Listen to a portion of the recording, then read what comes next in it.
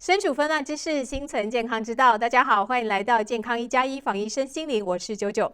今天是美东时间2022年1月1号。首先，仅代表健康1+1台前幕后的所有工作同仁，衷心祝福大家新年快乐 ，Happy 2022！在新的一年开始之际呢，我们来谈谈一个非常特別的話題。在2008年畢業於杜克大學醫學院，他曾經在杜克大學醫學院跟哈佛大學醫院服務的 Dr. Urban Alexander， 他從事神經外科研究長達25年，以發展現代神經外科技術以及處理複雜的大腦病情而聞名了全球。那他同時呢，也是美國神經外科醫生協會以及美國神經外科學會以及許多神經外科相關組織的成員。在任職於哈佛大學醫學院以及相關單位的15年間，他的個人發表以及他合作發表的神經外科文章跟期刊超過了150篇。但是在2008年發生一場幾乎無懈可擊的瀕死經驗發生在他的身上，整個世界呢掀起一場非常大的突破。那為什麼呢？因為過後 Alexander 醫生呢將他的經歷寫成了一本書，在2013年全美最暢銷的排行榜非文學書。出版不到1年呢，全國有35個國家搶讀，那環球電影也迫不及待的拍攝。美國 Amazon 暢銷排名已經排到非常的前面，紐約時報呢書榜冠軍也蟬聯，讀者書評也爆虧了5000則，在現在還持續的發酵。那 Dr. Alexander 在毫無預警之下呢，罹患了一種極為罕見，而且幾乎不存在醫學文獻中的細菌性腦膜炎。在短短幾個小時之內陷入了昏迷，斷層掃描之後呢，顯示他的大腦新皮質受到了嚴重的損傷，功能已經完全的關閉，就算有機會甦醒，這一輩子再也不可能說話和寫字。那到底昏迷之後他經歷了什麼？為什麼他又醒了過來呢？我們先來看他這段採訪，隨後呢，我們將和美國整合醫學專家楊景端醫生來探討亞歷山大醫生的經歷，以及為什麼他的經歷被科學界爭論。一直以來呢，人們對於到底有沒有天堂，人有沒有靈魂，充滿了好奇哦。那各界對此也是爭論不休。而近來有關於靈魂和天堂體驗的文章也不斷的被披露。像俄羅斯的晨報發表文章指出，關於靈魂的存在答案已經變成肯定了。而學者們找到了有力的證據來證明，人在心跳停止之後，依然存在着靈魂。那一生崇信科學與醫學的美國哈佛醫學院神經外科醫師亞歷山大，在2012年以及2014年的2本著作中提到，自己在生病昏迷過去中曾經去過天堂。那亞歷山大醫生說，對於這些現象，以前他一定會認為是無稽之談，但現在他會說，我清楚這是真實的，絕非幻想。那今天健康1+1非常榮幸能邀請到 Dr. Urban Alexander。Dr. Urban, welcome to Health 1+1。好，那你可以談談在您昏迷中哦，您見到了什麼？ People would often ask me in my early presentations, was that earthworm eye view hell or purgatory or frightening? Well, no, it was the only reality I'd ever known, so I simply accepted it. But the good news is I was rescued from that by a slowly spinning white light that came packaged with a perfect musical melody. And that white light with these fine silvery and golden tendrils spinning around it very slowly opened up into this rich, ultra-real gateway valley. I was a speck of awareness on a butterfly wing among millions of other butterflies, looping and spiraling in these vast formations below us in this beautiful verdant meadow that was rich and fertile, no sign of any death or decay. There were thousands of beings dancing, and in my early writings, I called them souls between lives. And there was tremendous joy and merriment and children playing and dogs jumping, and all of it was being fueled because up above were these swooping angelic choirs, these pure orbs of spiritual beings leaving sparkling trails against a blue-black velvety sky. And they were emanating chants and anthems and hymns that would absolutely thunder through my awareness. There was a sense of a soft summer breeze coming through, which was my first knowing in this realm of this empty slate of all my prior memories and beliefs being erased, of that infinitely loving God force, not a judgmental God, but a God of pure creative bliss and love and ecstasy that is part of our existence. And that witnessing is something that luckily I was not alone, as people who have read Proof of Heaven will realize there was a beautiful young woman beside me on the butterfly wing. High cheekbones, broad smile, sparkling blue eyes, soft brown hair. She was dressed in the same kind of simple garb as all those people down below in the valley who were dancing with such joy and merriment. And yet she was deeply connected to me. She was my guardian angel, and that connection through that, telepathically, she gave me the most assuring and comforting message of the entire journey. You are deeply loved and cherished forever. You have nothing to fear. You will be taken care of. And I cannot tell you how comforting that was at the time. And I believe it was the central message I was to bring back for all fellow beings to this world. 好，接下来我想知道您是如何去区别，说明您是真实的灵魂接触到的天堂，而非梦境呢？ Where I documented the damage to my neocortex and how any kind of dream or hallucination or confabulation would absolutely demand that at least certain parts of the neocortex would still be working. Well, in fact, the medical evidence for the destruction of my neocortex was very clear. My Glasgow Coma Scale, which is a scale of 15 points in you and me, it would be a score of 3 in a corpse. Anything below 9 is deep coma. Well, for the vast majority of my coma experience, I was probably between a 6 and 7, and sometimes as low as 5. And then the CT and MRI scans showed that all 8 lobes of my brain were similarly affected by this. So there was really no place for neocortex to play any role in generating the experience. And yet, I had a far more profound and ultra-real experience than I'd ever had in my life. 您如何从笃信科学的思维中转变现在相信天堂的存在，在中间的过渡，您是怎么转变过来的？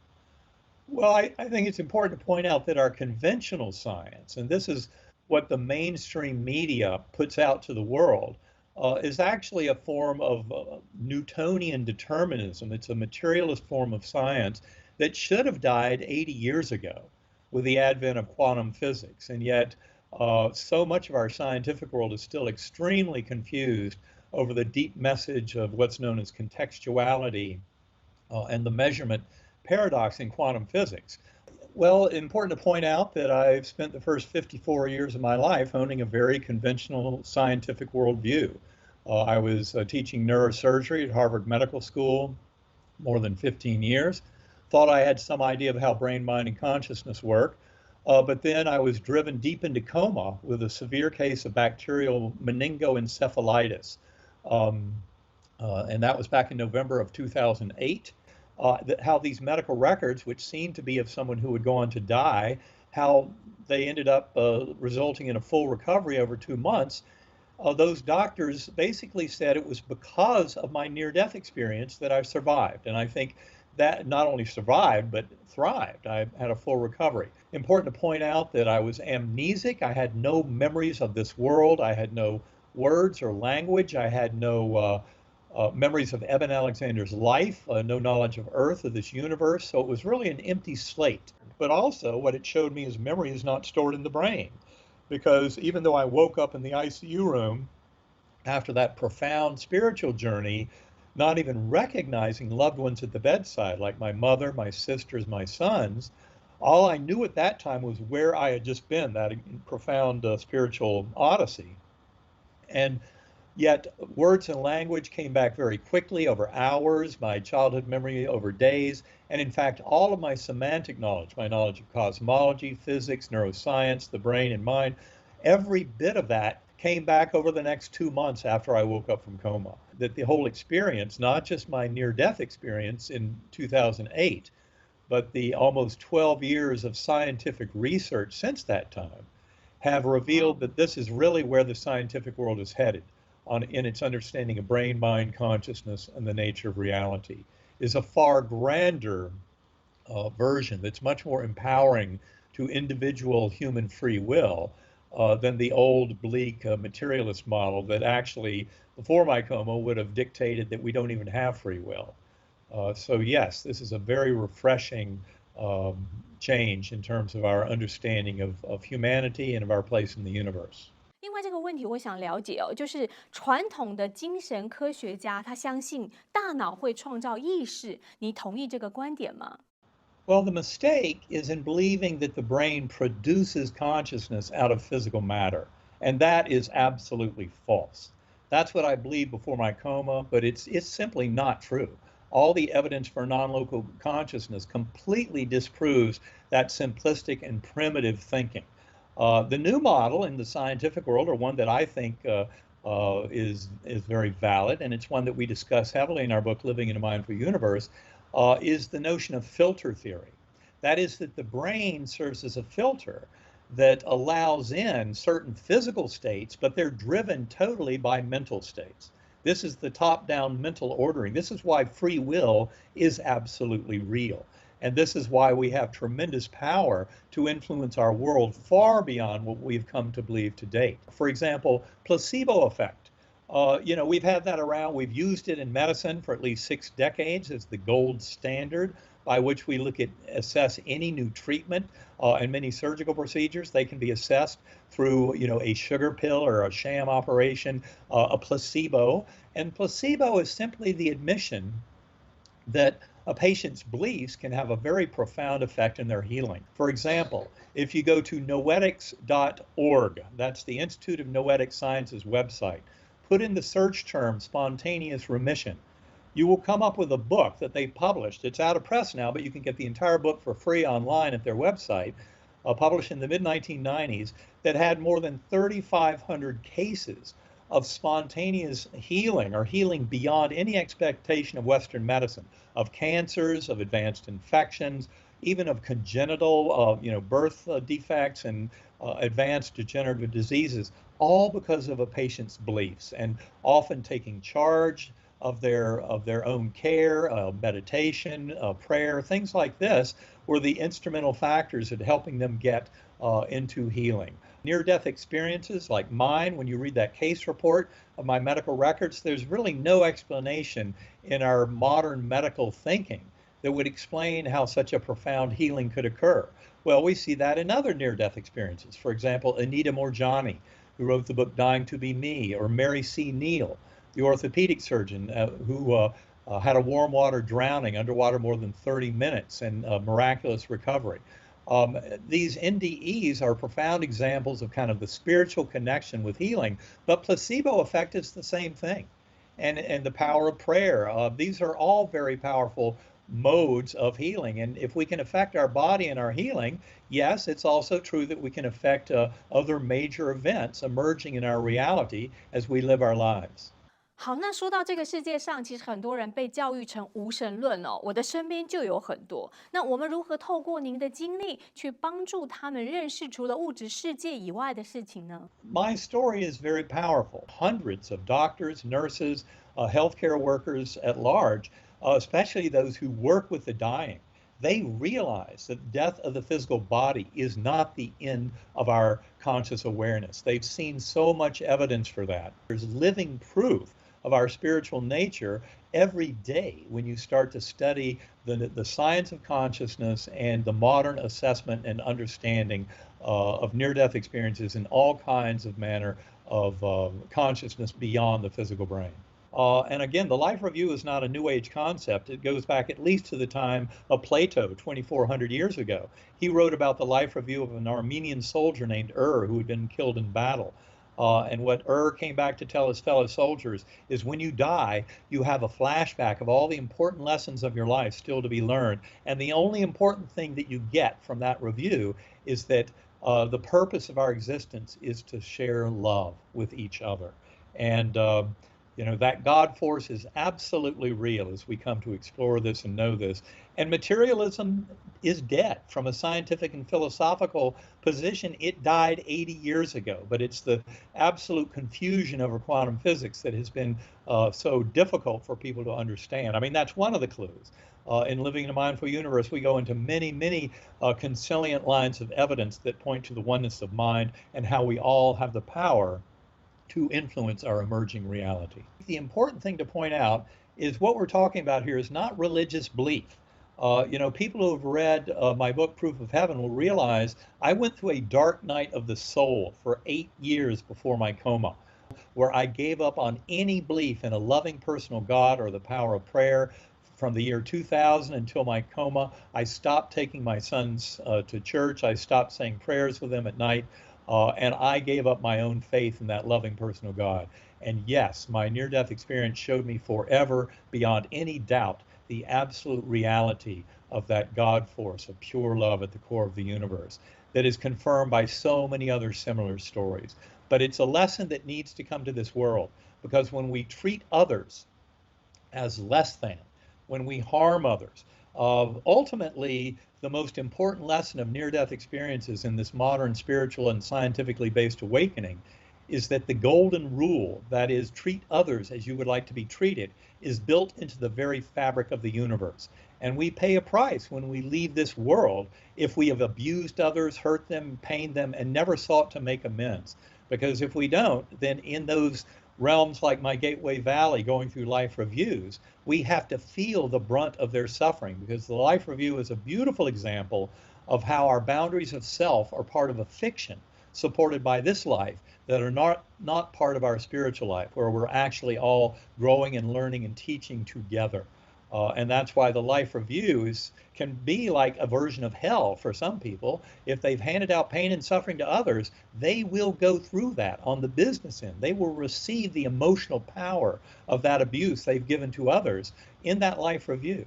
And it's not some judgment from some higher God. It's actually that in the light and love of that realm, such abuses are painfully obvious. And that is there as a course correction to help us make amends, and then in that next lifetime to try and live much more expressing that love and compassion, kindness, and mercy on all fellow souls. That's the ultimate trend of growth of consciousness as it evolves through this process.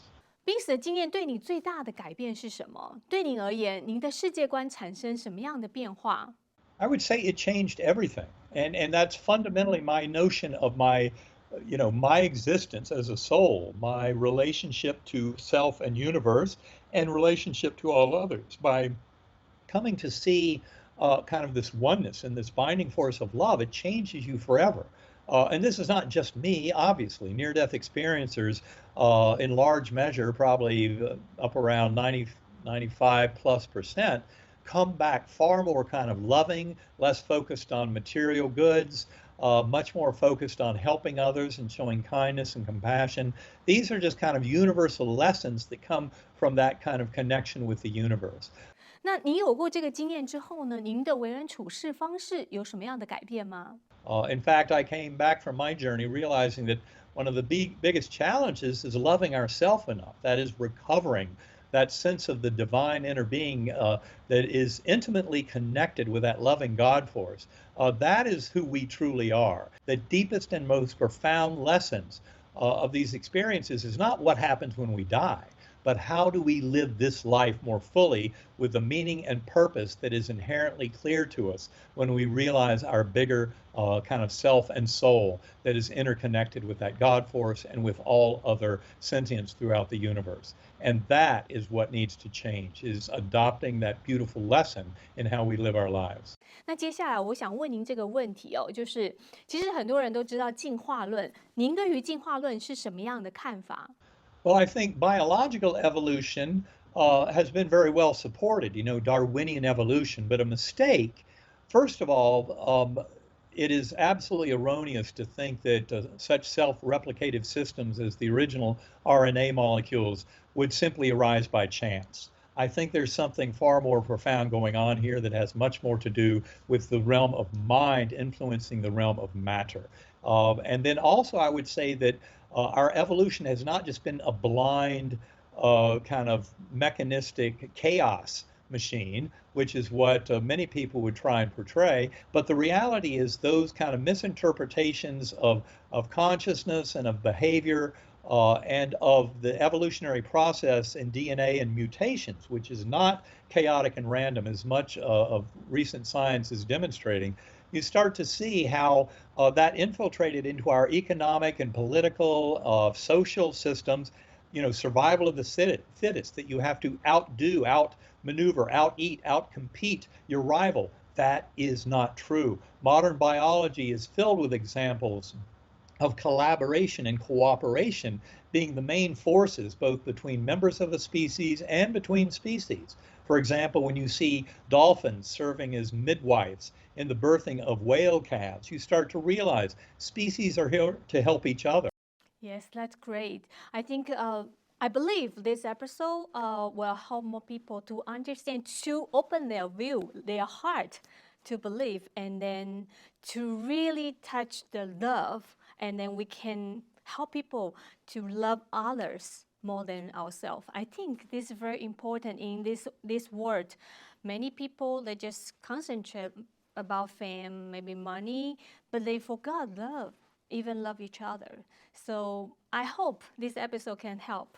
One of the lessons people forget is, it's our kind of sense of abandonment when we're born into material bodies, being left behind by the spiritual world. But we never were left behind. We just need to recover that connection, and that is so important, especially to make any real sense of our lives and to live it more properly. Thank you very much, Dr. Alexander. 今天非常感谢 Dr. Urban Alexander 接受我们健康1+1的采访哦，分享他的宝贵经验。其实对于濒死经验的关注，不只是出现在西方，在中国医务工作者在1976年对于唐山大地震中遇难脱险的这些幸存者做过濒死体验的调查，而且还发表了论文。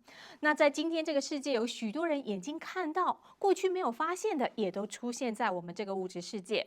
我举个例子哦，像是2020年5月份哦，美国国防部官方正式公布了影片，承认有 UFO 的存在。那说到这个，有许多的科学无法解释的现象，在当今也被更多的科学家发现。未来我们也会将带大家来更多的脑洞大开人体科学的奇妙议题，请大家不要错过精彩节目内容。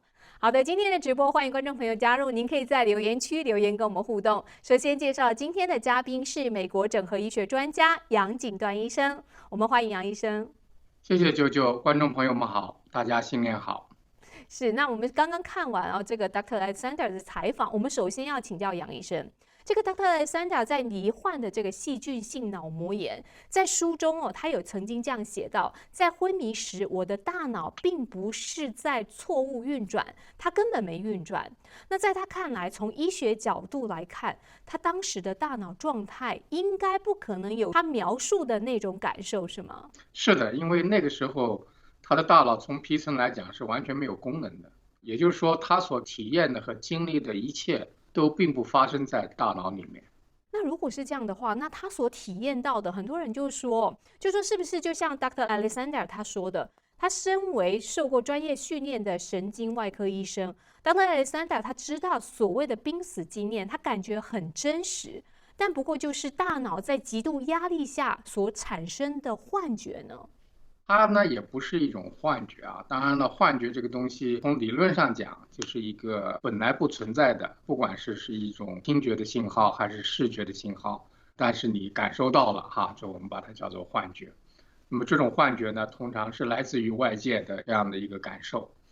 那么当然了，也有的幻觉好像是来自于大脑里面的啊，有的时候我们把它叫做假性幻听啊，或者假性幻视。但是真性的呢，都是看起来感受到的都是存在在外面的啊，大脑外面的一个视觉体验。那么他说的这个呢，他也不是一个幻觉，就是这个意思。那么怎么理解这个事儿呢？其实这就是为难之处哈。因为呢，人们这个人的这个灵魂这件事情啊，是一个摸不着看不见的事情啊。我们讲这个整合医学的时候讲过这个四维健康是吧？人有4个方面的存在啊，有结构的存在，有生化的存在，有能量的存在。那么最重要的，人身体里面呢，它住宅着我们说的灵魂啊。那么灵魂呢，当然是一个很笼统的词汇了，它描述在我们身体里面的这个修行的人知道啊，元神呐、副元神呐这些东西。那么这个呢，就是说是更是看不见摸不着的。那么他描述的呢，实际上就是在他这个大脑死亡的状态下啊，他身体的灵魂啊，他的这个元神的一个体验。那么他把这个体验呢，在他醒过来以后，大脑恢复功能以后啊，根据他的记忆把它描述出来了。那么就是他现在的这样一个濒临死亡以后的一个体验。实际上，就是濒临死亡的体验，实际上是他的一个元神的一个体验，或者是一个灵魂的体验。不过说到这里，我记得在采访 Dr. Alexander 的时候，他说在昏迷之前，他可以说是一个唯物主义者。他说，唯物主义是没有自由意志的，要求承认意识只是一种附带的现象，是大脑中的这个化学反应还有电子流的一个副作用，像是一种幻想的存在。所以我想请教杨医生哦，如果是这样的话 ，Dr. Alexander 现在他所讲述出来的，跟他过去完全是背道而驰的一种想法，那为什么他现在会改变呢？那同时我想请教您，就是如果说在他受到这么强大的冲击之下，他其实在形容他在醒过来之前，其实中间有一段过程他是失去记忆的。那如果像这样，他又怎么可以想到他当时的那段时间的记忆呢？这个所谓的没有自由意志啊，就是因为人的灵魂，他从一出生的时候啊，甚至在出生以前在这个怀胎受孕的时候，他就已经被塞进这个肉体里面了或者说人体里面了。那么进了去以后呢，他一直都不会有机会出来，是吧？那么他能够干什么，能够体验什么，都是受到这个身体的限制。就好像一个人一生下来，你就把他关在个车里面，是吧？然后呢，把他喂大在你车里面，从来不让他出来。那么这时候呢，这个人他就分不清楚他和车的关系了，是吧？他认为他就是车的一部分，车就是他，他就是车，那就这个感觉。那我们也是灵魂跟肉身也觉得分不开了灵魂就是肉身，肉身就是灵魂，因为它从来都是被圈在这里面的，它没有出来过。那么在这种情况下呢，大家就自己琢磨呗，自己琢磨这个人的意识是什么呀，灵魂是什么呀，肉身是什么呀。所谓的唯物主义，唯物主义也就是说，他所能琢磨的一切都局限于他在这个空间里面能看到东西，允许他看到的东西假如是个小孩子被捆在车里面，那他允许看到的就是后视镜里面能看见什么，车窗里面能看见什么前面能看见什么，剩下的他都要去想象了，是吧？他就看不见了。那么他认为他的整个世界就是这么大，那么他真正所有的世界就是车这里面这个东西，就像我们人一样，我们看到这个世界自己感觉很大，但实际上呢，它是一个很局限的一个世界。那么在这种情况下呢，所谓唯物主义，唯物主义无外乎就是说，但凡我摸得着看得见的，我就相信了摸不着看不见的，我就不相信了，或者说我用我看得见的东西来解释我看不见的东西，你懂我的意思？我懂。就是所以科学就这样，用我看得见的东西去解释我看不见的东西那么这个时候呢，就常常把一个事情呢变得很简化有的时候就很错误，就是因为你看得见的太有限了看不见的太大了。那么这个你用你看得见的试图去解释所有你看不见的东西，那你的这个认识肯定是非常狭隘的我觉得这就是他在有这样一个体验之前的一个思维状态。实际上这个状态是我们绝大部分人的状态这个我们到现在为止基本上思考问题看问题还是这样一个状态在看问题眼见为实，对不对？所以呢眼睛看不见的觉得很难相信很难相信。所以像他这个，即便是他现在把他的体验写出来，那些没有他这些体验的人也很难去相信他说的话。不过我觉得其实说到这个部分呢因为在这个 Dr. Alexander 他痊愈之后，他本来其实有计划要写一篇科学论文来解释他那些记忆，但是他查阅了很多的文献资料之后，还有这个业内就是精神外科的一些医生还有他的同事进行了一些讨论之后，他发现根本不存在科学的解释。他还说当时我的大脑全部的新皮质，也就是脑部的外表面，它那个令我们生而为人的部位已经完全罢工了。但是呢，之后他还是有点犹豫不决。他说他是花了2年的时间才开始讲述他自己的那段记忆，而且呢，他用了上帝这个词。但是他当时觉得自己对所有曾经面对过濒死经验的人，尤其是医生同仁们，负有一种责任。什么样的责任？他觉得他自己有必要让他们知道这段故事。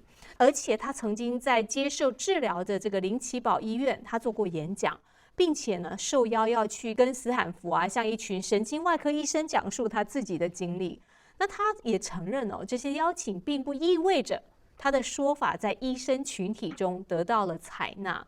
他还说，他跟同事们私下聊天的时候，很少有人反驳他，但是呢，一些人认同他的结论，但是不想表达他们的认同，就是不想对外界表达。那也就是说，科学其实无法解释他所看到的东西。所以我想请教这个杨医生，是不是在这样的一个环境下，就是说，比如说医生们他可能对于 Dr. Alexander 他所能够阐述的这些内容，而且是非常栩栩如生的我们刚刚看到的那个采访。所以是不是这样，对一般有接受过医生的这种培训或者是接受这种科学的培训，是没有办法接受这样的事情呢？其实也不是因为所谓的科学这个词儿咱们也得很谨慎，因为这个科学这个词儿到底是什么意思什么叫科学那么它实际上科学这个东西，它本身它就是一个方法，是吧？那么有的人呢，是把用自己已经知道的事情来判断自己不知道的事情，说这个是科学的，那个是不科学的，是吧？就像我们最近的 Dr. Fauci， 他就认为只要反对他就是反对科学，因为他代表了科学。像这种呢，就是不科学的，因为呢，你知道的有限，你按照你知道的来判断你不知道的东西，那你肯定就不是个科学，那是个逻辑都不通的一个伪科学。那么真正的科学的思维和科学的方法是什么呢？就是用我们已经知道的东西去探索我们不知道的东西，而不是说去判断我们不知道的东西。我举个简单的例子，我在上大学的时候，我们有个很著名的解剖教授很有名，1级教授嘛，是吧？我们听他讲课那都像你想想刚入学的这个医学生，听教授讲课那都崇拜的不得了。那么后来呢，发生了一件事情就是说那时候中国不是出现了特异功能吗？是吧？四川有个小孩叫唐宇，他可以耳朵认字。当然这种事情我们也没有办法证明的是真的假的。但是我们教授在讲这个事情的时候呢，就说了一句话，说这个耳朵认字是胡扯我是学过解剖的，所以呢这是不可能的。这句话就让我对这个教授就是大打折扣不能因为你学的解剖里面解释不了这个事情，这个事情就不存在，是吧？那这就在我看来，这就不是一个科学的态度，是吧？科学的态度是从我们目前知道的事情耳朵认知的事情很难理解但是有没有可能咱们需要去探索它，是吧？需要去探讨它。这个呢，我就觉得是一个科学态度，是吧？而且科学本身它也是一个发展的过程，是吧？过去我们很多历史上认为是科学的，后来证明是不科学的。就是说我们过去认为这个以科学的名义迫害过科学家，是吧？那说明什么呢？说明它真正的科学它是一个发展的，它是一个进展的过程。它从不知道到知道，从知道一点到慢慢知道多一点从开始是这样认识到后来是那样的认识。那么这是一个过程。所以呢，你说一个东西科学不科学，好像这个科学就是一个定律好像是已经是一个完成的结果，是吧？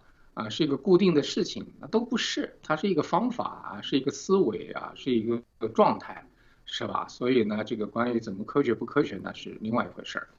当然了，从研究的角度来说，我们现在能研究的当然是我们能摸得着看得见的事儿，或者说我们现在的这个手段能够用得着的事儿。因为你如果没有手段的话，你就没有办法去研究它，对吧？所以呢，现在我们所谓的科学的进展的程度，完全取决于技术的就是科学研究所使用的技术的发展的状况技术呢越先进这个科学呢就往前走一步，就是这个意思。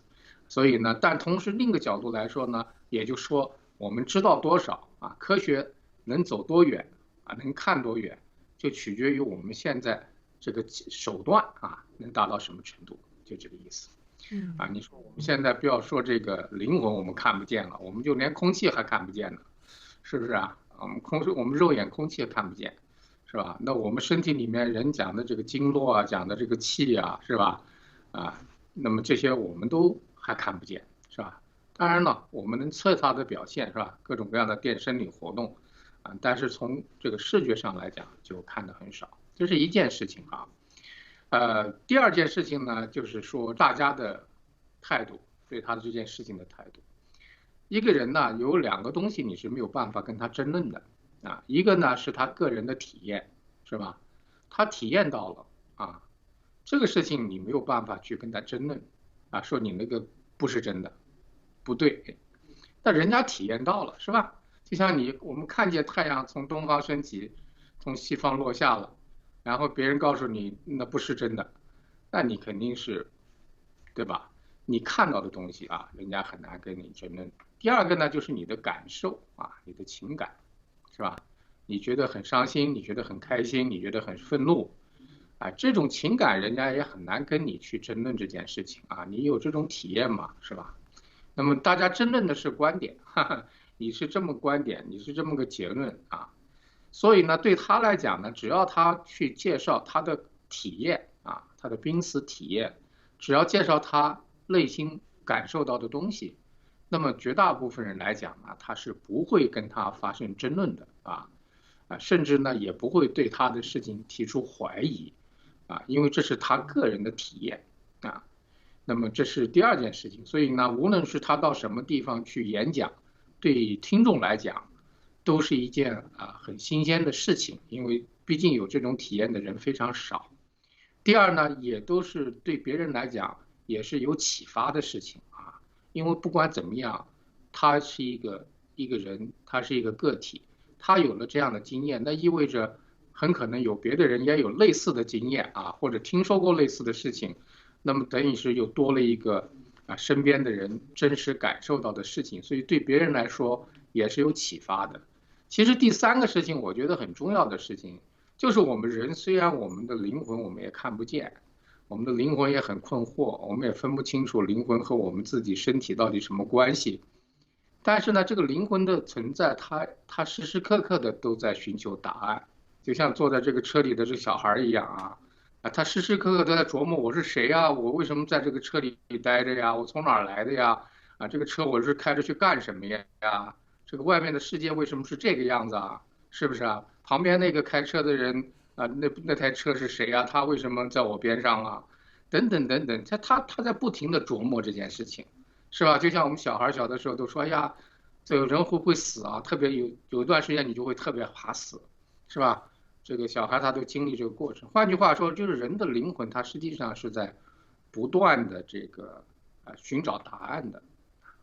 所以呢，对于他的经历呢，对有些在寻找答案的来说呢，是一个有启发的事情是有启发的事情。那么还有的人呢，我们说什么叫信仰，是吧？有的人他没有濒死体验他也没有从车里偷偷的跑出去过，看过外面的世界但是呢，他就有一种内心深处的信念就是信仰，他就相信相信有天堂，相信有上帝，相信有神，相信自己有灵魂。这种信呢，就是所谓信，在我看来就是你看不见，你没有办法证明，但是你就是相信这就是信仰。信仰你如果都看得见了，那你说信，那谁还不信对不对？那谁都信，就不存在一个信仰的问题。这个 faith 我觉得是一个人家经常说我们做一件事情需要一个 leap of faith 就要有一个很强烈的一种信仰在里面才行，才能去做这种信仰都是指你看不见摸不着，而且呢你没办法证明的，但是你内心深处就是相信那么就是我们修行的人讲这个人的悟性好或者是根基好，不是说他能看得见，他实际上就是看不见，他就是相信，他就不怀疑那么对这种人来讲呢，这位这个医生的体验呢，实际上是一个佐证是一个佐证。那么很多人呢也愿意听他讲，所以呢他的体验写成书当然会是畅销书，是吧？这本身说明一个问题，说明不管别人是一个什么样的职业背景啊，什么样的科学观念，那么作为一个人来讲，对他的体验、对他的经历都有非常深刻的共鸣。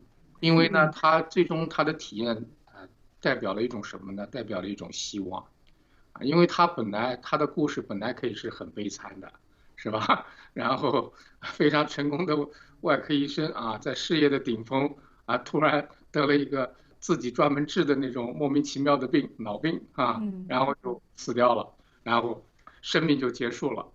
那你说这该是一个多么悲惨、绝望的故事呢？是吧？啊，他的故事恰恰相反啊，给人类带来了很多的希望。所以呢，我觉得他这个书啊，应该是很畅销的。没错。但是还有一个有趣的这个，应该是说，因为他的经历对于有一些比如说医学界啦，他有2个极端的反应。一种像他的养父的真的相信神的存在，因为他的养父也是神经外科医生。那另外一种就是跟这个 Dr. Alexander 一样，过去的认知一样，就是认为科学是通向真理的唯一途径，而认为他只是想传教。所以我们想请教杨医生，您身为一个医生，您怎么看待这2种非常极端的看法呢？我个人觉得哈，就是说别人的看法呢，也不一定就是2个极端哈，就是说不一定就是这么样一个极端的，因为这个科学啊，它是有范畴的。比如说牛顿力学，它是一个范畴，那在这个范畴里面，那个物理学就搞了好长时间，对吧？大家都在这个范畴里面啊，发明这个发明那个，但是你再发明，你都跳不出这个范畴。那么到了爱因斯坦呢，这个范畴呢就变了，是吧？啊，就到了能量这个水平啊，就到了这个相对论的这个水平啊。在这种情况下呢，这个范畴就改变了。这个范畴的变化呢，就叫革命啊，就叫革命。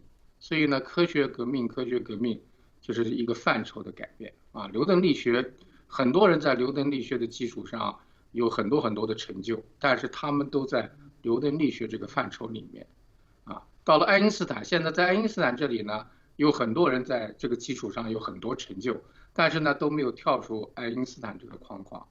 那么现在呢，一定是有超过爱因斯坦的这个范畴哈。每次一个范畴的变化呢，就是科学的一次革命，就这个意思。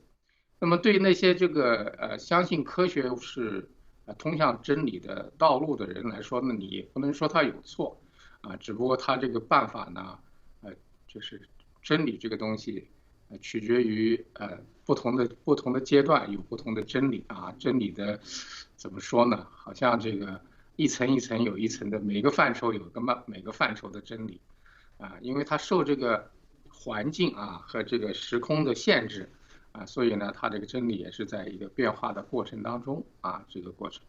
那么现在最重要的是，你跟他讲这位医生，他现在跟他们讲的事情呢，它超出了我们现在所谓科学能够研究的科学手段能够掌握的一个事情。所以很多人他不一定是说不相信他，听完了以后不知道从哪儿着手，知道吧？不知道怎么去研究他这个事情，因为它超出了我们现在的科学的范畴啊，我们现在的范畴，我们现在手段没有办法研究它。所以那些呢，就是说听完就听完了，那些人并不是说他们不相信他，或者是不赞成他，而是说他找不到一个研究的着力点啊，他不知道这件事情怎么样去研究它。那就是这样，因为我们站在一个很低的层面上，是吧？要研究个很高层的东西，我们现在还不行，还做不到。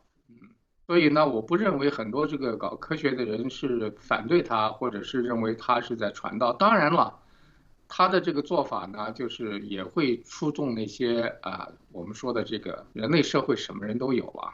有的人他就是无神论，是吧？无神论其实也不重要，是吧？你就是说你不相信神的存在，但是你不相信自己有没有灵魂呢，是吧？我觉得你相信自己有灵魂，那也对我来讲就是有神。因为你的灵魂就是你的神，是吧？就是一个人的神。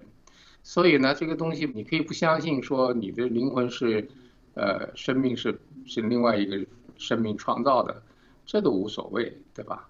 但是有些人就是说他的思维特别固执，特别狭隘啊，然后呢又特别的有一种不知道是生性好辩论呢，还是好斗呢，还是生性好踩别人呢，或者喜欢喷别人，是吧？就像我们这个做这个视频，经常有人说啊，我没事是来喷的啊，今天给你点个赞，好像他这个去喷别人，去跟别人较劲儿，好像是一种乐趣似的。那么你就会碰到这种人，这种人就是逮谁跟谁较劲，逮什么事儿跟什么事掰，反正他就是这种思维方式和人格特征，所以呢，你就没有办法，不能太去计较。我觉得这位医生能做的事情已经很了不起了，他只需要把他的故事讲给大家听，他不需要改变谁啊，他目的也不是为了改变别人，他就是分享啊。其实我觉得人类的一个最重要的事情啊，就是彼此分享啊，认识和体验啊，因为我们个人的体验是非常有限的，是吧？精力也是很有限的。那么要想学习的话，什么都靠自己的体验去学习，那真的是能学到的东西太少。那么就要通过别人的体验、别人的分享来间接的学习，那我们就能学到很多东西，是吧？所以呢，分享是一件很重要的事情。所以我觉得这位医生呢，他做了一件最重要的事情，就是分享他的体验。这个分享出去以后，那么剩下的结果呢，他都是不要操心的啊，不用操心的。所以呢，我相信呢，他肯定是认识到这一点，否则的话呢，他也做不了这件事情。因为做这件事情，你会遇到各种各样的阻力，或者是别人不同的反应其实呢，有反应是正常的。如果大家都赞成他，都同意他，都什么的话，我觉得就反而不正常了。很有道理。其实我记得，您刚才其实就是您刚才分享的时候，您也提到，就是说人体有4大层面嘛，那包括就是灵魂。那这个灵魂跟我们提到的这个亚历山大医生他所经历的有没有共同之处呢？要照我说的话，他就是灵魂出窍了。就是他本来是局限在他这个身体里面的这些神的东西就是那么他在他这个状态之下呢，他们都就是获得了短暂的自由这个自由之后呢，他们就看到了他们本来不应该看到的东西是吧？本来不应该看到的东西，等于是偷看了，等于是考试偷了看卷子了他看到了世界，是吧？看到了慈悲的上帝一样的形象的人看到了很多美妙的天堂的景象，是吧？感受到那种慈悲那种光。那么对他来讲呢，就是他的这个灵魂突然被解放了，是吧？实际上据说人死了以后如果你是一个修行很好的人，那你都会有这样一个体验那么只不过等到你有那个体验的时候呢，你也不会再回来了，是吧？那别人也不知道，是吧？你也没办法跟别人去分享。那么对他来讲呢，出于某种很特殊的原因，是吧？又让他回来了那么让他回来以后呢，对他来讲肯定是有一定的使命感既然让他回来要按照他的这个描述的话，他是不愿意回来的那么美妙的世界，那么经历，干嘛要再回来呢？是吧？回来他就会觉得这个人间是一个很苦难的地方，是吧？然后呢，他还要去琢磨怎么跟人家讲这些事情等到他一回来以后，他在讲这些事情的时候，就没有他看到这件事情、经历这件事情的那种强大的力量他就又变成了一个普通人，是吧？再跟另外一个人用人的语言讲人的事儿，是吧？那么这种力量呢就弱很多嘛，但是呢，但是他有一种使命感，他要去跟大家分享所以这个我觉得就是一个从我的来看的话，那它是一个间接的这个我讲过嘛，人的灵魂这个研究有2个方法，一个方法就是前世的记忆我们讲过一个那个小孩的例子这詹姆斯的例子，那么第2个呢就是濒死体验这是2个可以证明人是有灵魂存在的，这个灵魂呢是可以轮回转世的。那我用这个灵魂这个词儿实际上是不准确的就是只能说就是说我们说的这个神吧人的精神，实际上我们这个中国的这个词语啊，都非常有讲究的。我们说一个人精神，这个精还不够，后面还得加个神，是吧？实际上精呢，实际上它是一个物质的基础，神呢才是一个真正的这个生命的存在所以要精神。所以怎么说呢？这个我觉得是这样一个关系那么这就是整合医学它必须强调人的这个神的这个层面的健康和他的认识是很重要的不然的话呢，我们真的是最近我看的一些年轻人是吧，各方面都很有成就了，但是呢，你就觉得他内心非常的空虚觉得生命缺乏意义和目标因为呢，觉得要得到的东西都得到了，但得到了也不过如此，是吧？就是没有一种内心的喜悦没有一种希望。为什么会有这种状态呢？就是因为他的神精神他没有觉醒没有觉悟所以呢，这一切就变得非常的混沌和迷茫，是吧？就这个意思。对，因为现代人可能就是我们面对很多的各种压力或者面对心理的各方面的压力，所以其实尤其在这2年，我有没有发现大部分人都会感觉到好像有一点失神的感觉就是觉得说好像面对这个社会这个世界，甚至面对自己都觉得很无力。不过话说回来，我们今天过年，我们再回到 Dr. Alexander 他所描述的这个经历他其实很清楚而且真实的描述他昏迷之后的经历。他看到刚才杨医生你也提到充满无尽的爱的力量，他称为神的慈悲，神的慈爱。那如果没有这种经历的人，我想请教杨医生，他能够这样描述出来，而且后来完全改变了他的人生观。对我们说了人他是这样的，你学习无外乎2个经验，一个是直接的体验，是吧？直接经验是对别人来讲间接经验。那么从他这个角度来说，他所写在书里的东西，对他就是他的直接体验所以呢，他如果没有这个体验的话，他只能像我们这样通过读他的书来体验这件事情来间接的学习这件事情，那完全是不一样的感受完全是不一样。亲身体验这个东西是没有办法取代的。所以他一旦体验过了以后，那他的这个对他的冲击，对他的整个世界观的改变，那是完全不一样的完全不一样的。所以呢，就设想一下吧一个小孩一辈子从小到大52年都被锁在一个车里头，突然有一天有人把这车门给打开了，把他给放出去了他到外面的世界转了一圈，然后莫名其妙被送回车里面一锁。你说他这个时候的想法跟他在外面逛一圈这个之前的是完全是不一样的，是不是是你要再让他说你就在这车里待着跟以前一样稀里糊涂的，他就不愿意了。所以呢就是这样，所以他这个改变没有他这个体验是很难有的。对别人来讲，我们可以学习我选择相信我希望这个体验是我自己的但是不是我自己的，我也相信他的体验是真实的那么至少呢，我可以沾点光这个间接的感受到这种希望，是吧？这生命肉身在肉身这个不工作，是吧？失去的情况下，人的灵魂是有可能，是吧？有一个永恒的有个更美好的体验的。那么这个我认为就是我们人需要理解和觉悟的东西，不然的话呢，这个人该做什么不该做什么，那不就是没有区别了吗？是吧？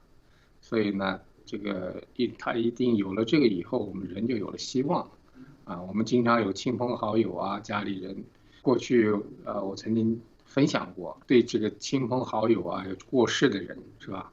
过去就觉得特别的伤心觉得是个巨大的损失那现在呢看就不太一样了，是吧？因为现在就知道这个人是不会死的，是吧？人的肉身死了，换了另外一个空间活着，换句话说就是活着。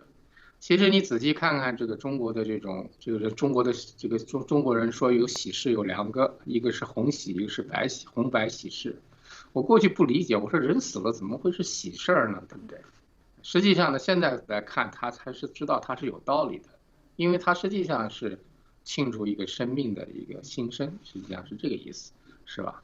那么一个生命的另外一个旅程的开始啊，所以呢，它实际上是一个喜事啊，是个喜事啊，所以呢，怎么说呢？对我们还在这里活着的人来讲，那是一个损失，但是呢，对这个走掉的人来讲，它实际上它是一个解脱，是吧？它是一个解放，是吧？那么他可能体验到的现在的世界，那远远比我们美好很多啊，所以呢，我觉得也没有什么可伤心的啊，就这个意思。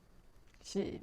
好，那今天呢节目的最后，因为挑着这一天来跟杨医生谈这个深刻的议题，我们希望借最后2分钟的时间，请杨医生来为我们做一个总结。现在我们处在一个多事之秋哈，多事之秋。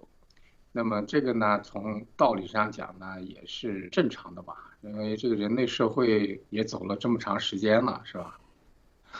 人类的各种各样的观念啊，各种各样的思想，各种各样的行为，把我们带到了今天这样一个状态。这个状态呢，实际上是一个很让人担心的状态，是吧？让人很多事情越来越离自然，是吧？越来越远，离神越来越远。离这个关爱啊、慈悲啊，是吧？这种正的东西呢，也越来越远。所以呢，人类面临了很多的这种叫劫难也好、灾难也好，是吧？不管它是以这个病毒流行的方式啊，还是天灾人祸呀等等吧，那么都是处在这样一个阶段。但是这个阶段呢，我觉得我们最重要的事情是保持一个非常有希望的这样一个观念，因为人的这个灵魂，它的确是有一个很好的去处的。那么，即便是在这个，我特别喜欢你那个词儿叫做身处纷乱之时，是吧？形成健康之道。对，谢谢杨医生。其实这个词儿写得特别好那为什么呢？因为健康之道的确存在这个健康之道呢，就是我们心存善念。那么在这样一个困难的情况下呢，互相扶持、互相提醒互相帮助。那么这样的话呢，我们大家呢，不管在外面发生什么我们都能够从一个旧世界走到一个新世界从一个旧世纪走到一个新世纪或者说从一个旧宇宙走到一个新宇宙我们大家都可以这个健康快乐的生活。好，我们今天非常感谢杨锦端医生的解析，谢谢杨医生。谢谢九九，谢谢观众朋友们，再次祝大家2022年新年幸福。谢谢杨医生。好，那今天是新的一年的开始，我们在这2年的疫情下，也对生命、对人体有了更深一层的认识之际，那今天听了 Dr. Alexander 医生的亲自描述，以及杨锦端医生的解说，更让我们思考到，其实人体、生命乃至宇宙中的无限可能，也开启了我们另外一层的思维。再一次感谢，谢谢订阅频道的朋友们。我想您的每一个订阅键呢，都是我们前进的动力。那提醒大家，您要点击荧幕右下角的频道订阅键，打开小铃铛就可以。那同时还要再次感谢长期支持健康1+1防疫身心灵频道的朋友们，有了你们的支持，我们才能够持续为大家提供更多健康的资讯。那提醒大家不要忘记分享频道给你的家人朋友。健康1+1防疫身心灵每周5天的直播，我们一直在疫情的变化下陪伴着大家，找到一条真正防疫的道路。非常感谢您的收看，下周2同一时间再见。